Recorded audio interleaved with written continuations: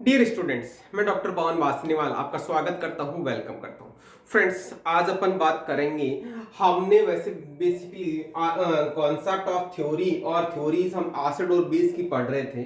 हमने यहाँ पे आरएनएस कॉन्सेप्ट को डिस्कस कर चुके ऑलरेडी। इसी की बेसिस पे हमने दूसरा ब्रोस्टेड लॉरी कॉन्सेप्ट हम डिस्कस कर चुके ऑलरेडी। आज हम तीसरा कॉन्सेप्ट पढ़ने वाले हैं, that is Levi's acid base concept. ये लेविस एसिड बेस कॉन्सेप्ट क्या होता है? लेविस एसिड बेस कॉन्सेप्ट किसने दिया था? बाय जीएन लेविस, एक साइंटिस्ट हुआ करते थे, उसने दिया था। और ये क्या था? Basically extension of Bronsted Lowry concept, means उसी को एक्सटेंड किया था। जिन्होंने ब्रोस्टेड लॉरी कॉन्सेप्ट दिया था उसी थ्योरम को एक्सटेंड किया था और अपना लेविस एसिड बेस कॉन्सेप्ट दिया था। ये ब्रोस्टेड लॉरी कॉन्सेप्ट क्या था, ये चीज मैं बता देता हूं। इससे पहले आरएनएस कॉन्सेप्ट आया था। आरएनएस ने दिया था हाइड्रोजन आयन देना, कौन सा होता है? एसिड होता है। हाइड्रोक्सिल आयन देगा, वो बेस कहलाता। ब्रोस्टेड लोरी ने कहा था प्रोटॉन डोनर एसिड होता है, प्रोटॉन एक्सेप्टर बेस होता है। मींस प्रोटॉन की बात हुई थी। देखिएगा, प्रोटॉन का मतलब हाइड्रोजन आयन होता है, H+ आयन होता है। H+ के पास में कोई भी इलेक्ट्रॉन नहीं होता, मींस इसको हम इलेक्ट्रॉन डेफिशिएंट मॉइटी बोलते हैं। मींस H+ आयन है तो हम इसको इलेक्ट्रॉन डेफिशिएंट मॉइटी बोलते हैं। इलेक्ट्रॉन डेफिशिएंट मॉइटी का मतलब समझ लेना इजी से, इलेक्ट्रॉन लविंग उसको बोलेंगे, क्योंकि उसको इलेक्ट्रॉन चाहिए ही चाहिए जिसपे हाइड्रोजन, जिसपे पॉजिटिव चार्ज होता है। ओके, तो अब अपन बात करते हैं as per Lewis acid base concept, acid क्या होता है। एसिड की डेफिनेशन उन्होंने क्या बोली? इलेक्ट्रॉन पेयर एक्सेप्टर को हम क्या बोलेंगे? एसिड। उसको हम इलेक्ट्रोफिलिक भी बोलते हैं। इलेक्ट्रोफिलिक का मतलब इलेक्ट्रॉन लविंग बोलते हैं। क्लियर? सिमिलरली हम बेस की डेफिनेशन कहेंगे तो बेस क्या कहलाता है फ्रेंड्स? बेस जस्ट इसका reverse, means electron pair donor, means nucleophile, मतलब न्यूक्लियस लविंग बोलते हैं। ओके, तो अब मैं आपको एक एग्जांपल के थ्रू आपको समझाता हूं, समझने की कोशिश करना। यहां पे आपको एक समझना है कि जब भी कोई कंपाउंड बनता है, वो कंपाउंड क्या करता है? अपने बाहर उसका सेंटर एटम होता है या बाहर वाले एटम होते हैं, इन जनरल सभी में ऑक्टेट रूल फॉलो होता है। मतलब आउटर शेल में 8 इलेक्ट्रॉन होना जरूरी है। 8 इलेक्ट्रॉन होना जरूरी है, इसका मतलब समझ लेना। जैसे आपको शायद पता होगा, एक BF3 होता है, ये वाला मॉलिक्यूल आपका BF3 है, तो ये बीच में बोरोन रहता है, लेकिन यहाँ पे इसके बोरोन फ्लोरीन के पास में 8 इलेक्ट्रॉन रहते हैं। सिमिलरली इन दोनों के बीच में इस तरह से 8 इलेक्ट्रॉन रहते हैं। सिमिलरली यहाँ पे इसके 8 इलेक्ट्रॉन रहते हैं। ओके, लेकिन यहाँ पे मजे की बात यह है कि बोरोन और fluorine, boron and fluorine, boron and fluorine, boron के पास में यहाँ पे 6 इलेक्ट्रॉन ही रहे। 6 इलेक्ट्रॉन रहे मतलब इसके पास में 2 इलेक्ट्रॉन एक्सेप्ट करने की कैपेबिलिटी है, 2 इलेक्ट्रॉन की जगह खाली है। ये तो हो गया एक BF3। दूसरा एक मॉलिक्यूल है, कौन सा? That is NH3। दूसरा एक मॉलिक्यूल है NH3। NH3 का मतलब समझ में आ गया होगा कि अमोनिया की बात कर रहे हैं।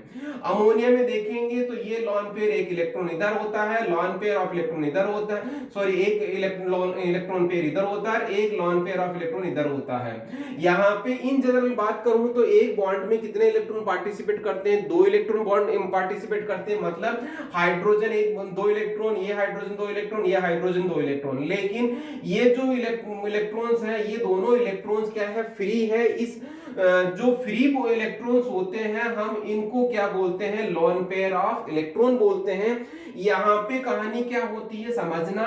यहाँ पे इस बोरोन के पास में इलेक्ट्रॉन की डेफिशिएंसी होती है और नाइट्रोजन के पास में इलेक्ट्रॉन की एनरिचमेंट होता है, मींस इलेक्ट्रॉन लोन पेयर के फॉर्म में अवेलेबल रहता है। What will happen? यहाँ पे कोऑर्डिनेट बॉन्ड बन जाता है। यहाँ पे इस तरह से ये दोनों इलेक्ट्रॉन यहाँ पे इसकी दोनों की शेयरिंग में आ जाता है, इस तरह से। तो यहाँ पे ये वाला BF3 पार्ट क्या हुआ? इलेक्ट्रॉन एक्सेप्ट कर रहा है, और NH3 पार्ट क्या हुआ? इलेक्ट्रॉन डोनेट कर रहा है इसको। तो यहाँ NH3 क्या हो गया? यहाँ पे डोनेट कर रहा है, तो क्या कहलाएगा? यहाँ पे बेस कहलाएगा, और इलेक्ट्रॉन ये एक्सेप्ट कर रहा है, तो ये क्या कहलाएगा? एसिड कहलाएगा। आप लोगों को शायद समझ में आ गया होगा। इस तरह से मतलब जो इलेक्ट्रॉन एक्सेप्ट करता है उसको हम क्या बोलते हैं, एसिड बोलते हैं। जो इलेक्ट्रॉन डोनेट करता है हम उसको बेस बोलते हैं। ओके, हम अपन बात करते हैं, ये तो एक जनरल कंसेप्ट हो गया, मतलब यहाँ पे लोन पेयर का ट्रांजैक्शन हो रहा है, लोन पेयर का ट्रांजैक्शन हो रहा है, और लोन पेयर का ट्रांजैक्शन हो रहा है of lone pair of what, electron की बात हो रही है। यहां एक चीज और बता दूं, इन जनरल जिस पे पॉजिटिव चार्ज होता है वो इलेक्ट्रॉन लेने का कैपेबिलिटी रखता है, और जिस पे नेगेटिव चार्ज होता है उस, या जिसके पास लोन पेयर ऑफ इलेक्ट्रॉन रहता है, वो क्या करता है, इलेक्ट्रॉन डोनेट करने की कैपेबिलिटी रखता है। तो यहाँ पे इसका एग्जांपल दूसरा देख लेना, ये आपका कैटायन आ गया, कैटायन आ गया तो आपको समझना Ag+ पे पॉजिटिव चार्ज है, और यहाँ पे आपको पता है कि अमोनिया के ऊपर लोन पेयर ऑफ इलेक्ट्रॉन होता है, तो ये लोन पेयर कंटेनिंग मॉइटी होगी, lone pair of electron containing moiety हो गया। तो इसको देखिएगा, यहाँ पे इसके पास पॉजिटिव चार्ज है, पॉजिटिव चार्ज क्या करेगा, इलेक्ट्रॉन एक्सेप्ट करेगा, इस तरह से दोनों के पास के बीच में इलेक्ट्रॉन आ गया, इसके ऊपर पॉजिटिव चार्ज है, तो ये पूरी स्पीशीज के ऊपर पॉजिटिव चार्ज Br आ गया, ये कोऑर्डिनेट कंपाउंड बन गया, कोऑर्डिनेट स्पीशीज बन गया। कोऑर्डिनेट स्पीशीज में आपको समझना ये है कि यहाँ पे इस कैटायन ने इलेक्ट्रॉन को एक्सेप्ट किया, तो ये एसिड की तरह बिहेव कर रहा है, और ये अमोनिया है, इलेक्ट्रॉन डोनेट किया, तो हम इसको बोलेंगे बेस की तरह काम कर रहा है। ओके, तो यहाँ पे एक चीज और समझ लेना, किस तरह से देखिएगा, इसी को मैं चेंज बता रहा हूँ point wise. Transition metal ion, transition metal ion मतलब जिसके बाहर की तरफ आउटर शेल में, मेटल का मतलब जनरली क्या होता है, इलेक्ट्रॉन डोनेट करने के बाद में मेटल आयन एम पॉजिटिव के फॉर्म में रहता है, मतलब वो इलेक्ट्रॉन डोनेट कर चुका, उसके बाद में पॉजिटिव चार्ज आ गया, पॉजिटिव चार्ज आने के बाद में अब क्या करता है, उसके पास में इलेक्ट्रॉन, क्योंकि डी ऑर्बिटल खाली रहता है, डी ऑर्बिटल खाली रहता है तो इलेक्ट्रॉन एक्सेप्ट करने की प्रोबेबिलिटी रखता है, मींस यहाँ पे कैटायन है, इलेक्ट्रॉन एक्सेप्ट करने की प्रोबेबिलिटी रखता है, इलेक्ट्रॉन एक्सेप्ट कर रहा है, एक्सेप्टर है, तो हम उसको क्या बोलेंगे, उसको बोलेंगे लेविस एसिड। ये चीज दूसरे कांसेप्ट आ गया। जो चीज दूसरा ध्यान दीजिएगा, जो लिगेंड हम किसको बोलते हैं, जो मेटल आयन के साथ कोऑर्डिनेट बॉन्ड बनाता है, डी ऑर्बिटल में अपने लोन पेयर इलेक्ट्रॉन शेयरिंग पे डालता है, जैसा कि ये अमोनिया क्या कर रहा है, अपने लोन पेयर सिल्वर के साथ में अपने इलेक्ट्रॉन डोनेट कर रहा है, उसमें शेयरिंग में डाल रहा है। तो यहाँ पे ये अमोनिया किस तरह से काम कर रहा है, लिगेंड की तरह काम कर रहा है। ओके, लिगेंड की तरह काम कर रहा है, तो लिगेंड जिसके पास में क्या है, लोन पेयर ऑफ इलेक्ट्रॉन है, उसको हम क्या बोलते हैं, लेविस बेस बोल रहे हैं, क्योंकि वो अपने इलेक्ट्रॉन डोनेट कर रहा है। ओके, इस तरह से यहाँ पे ये कांसेप्ट समझ में आ गया होगा। एक इन जनरल और बता दूं, किसी भी पॉजिटिव चार्ज होगा तो हम उसको बोलते हैं, एक्सेप्ट करेगा वो इलेक्ट्रॉन, तो वो एसिड की तरह काम करता है इन जनरल, और नेगेटिव की तरह काम होता है, वो इसके पास में इलेक्ट्रॉन देने की कैपेबिलिटी होती है, तो उसको वो बेस की तरह काम करता है। ओके, ये कहानी हो गई। अब अपन बात करते हैं, यहाँ पे आ जाओ, यहाँ पे इसी का दूसरा एग्जांपल बता रहा हूं, इलेक्ट्रॉन लेने और देने की प्रोबेबिलिटी को। तो देखिएगा, ion induced dipole interaction of iodine, आपको पता होगा आयोडीन इटसेल्फ वाटर में सॉल्युबल नहीं होता, तो क्या करते हैं हम, पोटेशियम आयोडाइड उसके साथ मिक्स करते हैं, पोटेशियम आयोडाइड से ट्राई आयोडाइड बन जाता है, ट्राई आयोडाइड क्या होता है, वाटर सॉल्युबल फॉर्म में आ जाता है। तो कहने का मतलब उसमें कौन सी रिएक्शन होती है समझना, आपको पता होगा आयोडीन मॉलिक्यूल के बीच में एक सिंगल बॉन्ड होता है, तो मैं ये ग्रीन वाले डॉट्स क्या करता हूं, इलेक्ट्रॉन्स बना रहा हूं, तो इस तरह से आयोडीन के पास में एक आयोडीन के पास में 8 इलेक्ट्रॉन होते हैं, आउटर शेल की बात कर रहे हैं पर इस तरह से 8 इलेक्ट्रॉन ये हो गए, यहाँ पे दोनों एक एक करके क्या कर रहे हैं, शेयरिंग पे कर रहे हैं, ये आयोडीन का मॉलिक्यूल हो गया। ओके, अब मैं जो पोटेशियम आयोडाइड से, ये पोटेशियम आयोडाइड Ki से आयोडीन मिला हमें, लेकिन यहाँ पे उसके ऊपर नेगेटिव चार्ज है। नेगेटिव चार्ज कैसे है कि ये 2 इलेक्ट्रॉन इधर आ गए, ये 2 इलेक्ट्रॉन इधर आ गए, ये 2 इलेक्ट्रॉन इधर आ गए, और ये 2 इलेक्ट्रॉन इधर आ गए। ध्यान दीजिएगा, ये आयोडाइड आयन हो गया, ये आयोडीन मॉलिक्यूल हो गया। आयोडाइड आयन और आयोडीन मॉलिक्यूल को जब मिक्स करते हैं तो उसकी वजह से आयन इंड्यूस्ड डाइपोल मूवमेंट होता है, जिसकी वजह से देखिएगा यहाँ पे तीनों आयोडीन आपस में लिंक कर जाते हैं। कैसे? इस तरह से ये जो ये वाला ये अपने इलेक्ट्रॉन इस तरह से शेयरिंग पे रहते हैं जैसा पहले था। सिमिलरली यहाँ पे इस तरह से शेयरिंग पे रहता ये था, और यहाँ पे इस तरह से शेयरिंग पे आके ये आ गया, और ये इस तरह से आके इस तरह से बन गया। तो देखना यहाँ पे ये अटैच आ गया, अटैच आते ही क्या होगा, इसके ऊपर नेगेटिव चार्ज आ गया। नेगेटिव चार्ज आते ही इसमें क्या होगा, ट्राई आयोडाइड बन गया।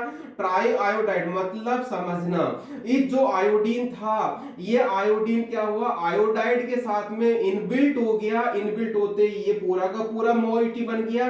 पूरे मोइटी पे नेगेटिव चार्ज आ गया। नेगेटिव चार्ज आते ही ये वाटर में सॉल्युबलाइज हो जाएगा। इस तरह से इसके साथ में Ki अटैच रहेगा, तो क्या होगा, वहां पर भी जहां पे पोटेशियम आयोडाइड के साथ में आयोडीन सॉल्युबलाइज करते हैं ट्राइचुरेट करके, वहां पर भी लेविस एसिड बेस कांसेप्ट का क्या हो रहा है, पूरा का पूरी पालना हो रही है। मतलब Levi's acid base concept follow हो रहा है। ओके, अब यहाँ पे एक चीज और बता दो, जैसा हमने शुरू किया था लेविस एसिड बेस कांसेप्ट किसके साथ था, extension of Bronsted Lowry concept था। तो उसी से कोरिलेट बात बता रहा हूं।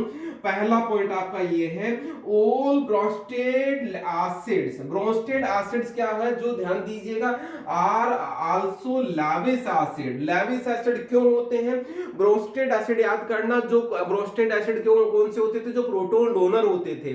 और यहाँ पे लेविस एसिड कौन से होते हैं, जो क्या होते हैं, जो इलेक्ट्रॉन एक्सेप्ट करते हैं। तो क्या देखिएगा, proton from any proton donor coordinate with unshared electrons. तो ध्यान दीजिएगा वहां पे जो पॉजिटिव चार्ज बनता है तो वो क्या करता है, कोऑर्डिनेट बॉन्ड बना लेता है। तो कहने का मतलब ये सेम कांसेप्ट लग रहा है, प्रोटॉन है तो इलेक्ट्रॉन डेफिशिएंट होगा तो इलेक्ट्रॉन लविंग की तरह काम करेगा, इलेक्ट्रॉन लविंग होगा तो इलेक्ट्रॉन एक्सेप्ट करेगा ही करेगा। यही सेम कांसेप्ट में यहाँ चीज बोल रहा हूं।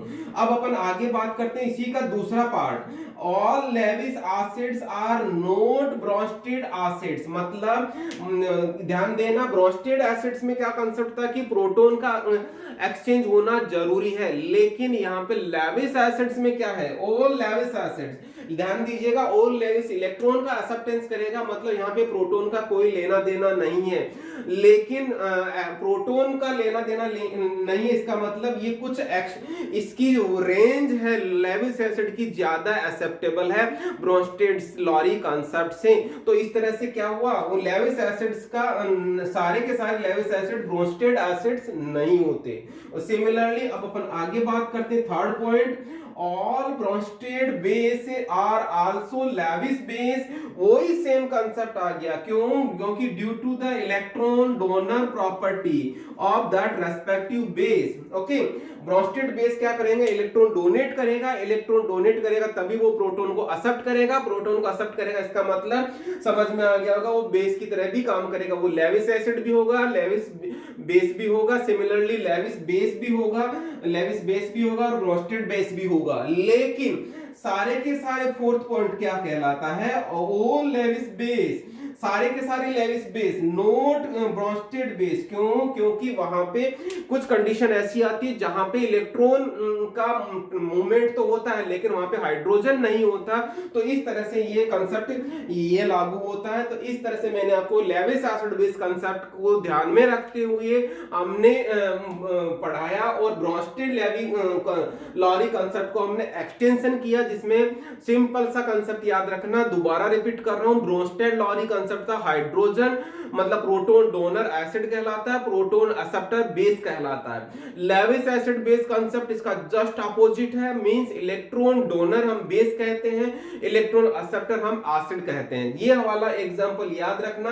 BF3 क्या होता है, एसिड की तरह काम करता है, NH3 बेस की तरह काम करता है because of lone pair of electrons. Okay, तो ये हो गया आपका पूरा का पूरा। यहाँ पे कॉम्पिटिटिव एग्जाम्स में क्वेश्चन क्या बनता है, कॉम्पिटिटिव एग्जाम्स में क्वेश्चन सिंपल सा बनता है, इलेक्ट्रॉन डोनर नोन एज क्या कहलाता है, बेस कहलाता है, इलेक्ट्रॉन एक्सेप्टर क्या कहलाता है। मतलब सिंपल सा डेफिनेशन पूछा जाता है, सिंपल सा डेफिनेशन पूछा जाता है।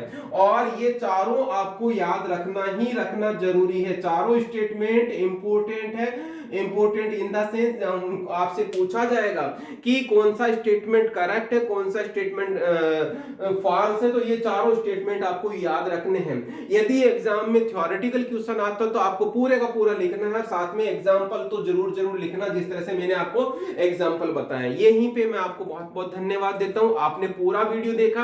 यहाँ पे डिस्क्रिप्शन बॉक्स में बहुत सारी प्लेलिस्ट लगी हुई है, उनको क्लिक करें ताकि आपको जो भी वीडियो देखना है उस वीडियो पे क्लिक करें और पूरी की पूरी सब्जेक्ट से रिलेटेड क्या होगी वीडियो प्लेलिस्ट निकल जाएगी और पूरे सीक्वेंस वाइज वीडियो देखिएगा। यहीं पे यदि आपने चैनल को सब्सक्राइब नहीं किया है तो चैनल को सब्सक्राइब कर लेना, बेल आइकन को इनेबल कर लेना, ताकि आपको जब भी मैं नया वीडियो अपलोड करूं इमीडिएटली अलर्ट मिल जाए और अपने फ्रेंड सर्कल में शेयरिंग पे करते जाना। यहीं थैंक यू वंस अगेन।